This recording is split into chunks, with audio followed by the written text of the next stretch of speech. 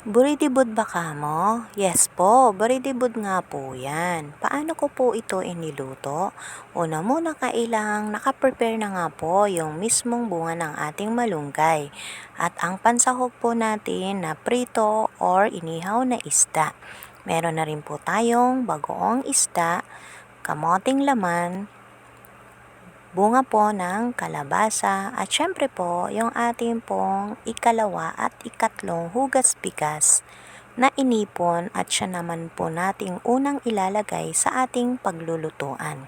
Depende po yan kung gaano karami ang gusto po nating maging sabaw ng ating yummy, nutritious na gulay. At isunod na po nating isahog yung ating pritong isda or inihaw. Kagaya ko po, ang napili ko po ay yellowfin.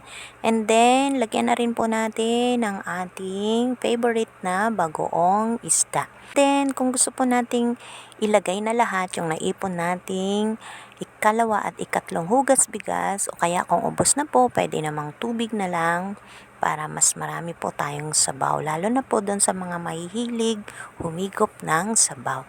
Isunod na po nating ilagay yung ating laman ng kamote na hinugasang mabuti at binawasan lamang po yung pinakaibabaw na balat at hindi na po natin masyadong binalatan.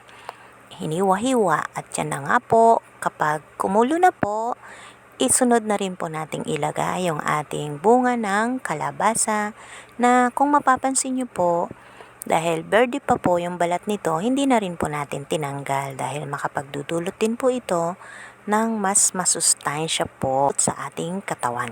Kapag kumulo na, ilagay na rin po natin yung ating bunga ng malunggay na hindi rin po masyadong binalatan. Inalis lamang po yung dark colored na green na balat at itinira po natin yung light green para meron po tayong papang-usin.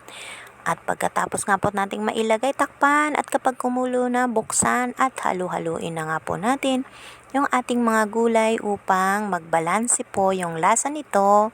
And then makikita na nga po natin yung napaka-colorful, napakaganda pong tingnan at syempre pa po, mas yummy po ito kapag atin na nga pong tinitikman or inuulam. Ayan.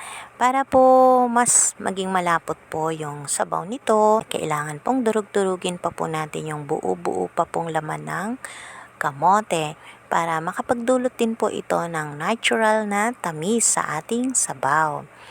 Ayan. Tingnan po natin kung luto na yung ating mga gulay.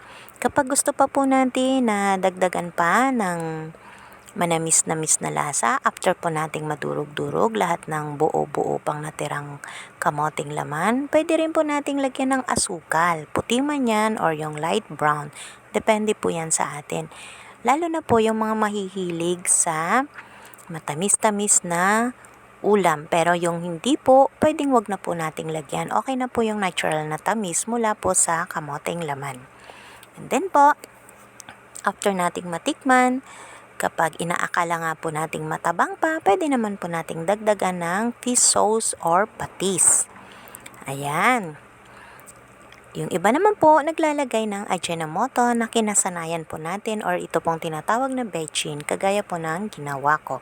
Depende lang po yan sa inyo kung yung gusto pong maglagay. Pero kung kontento na po kayo sa asukal na konti lang din, okay na po yon kasi may natural na tamis na po yan. I-serve na po natin habang mainit pa. Kain na po tayo.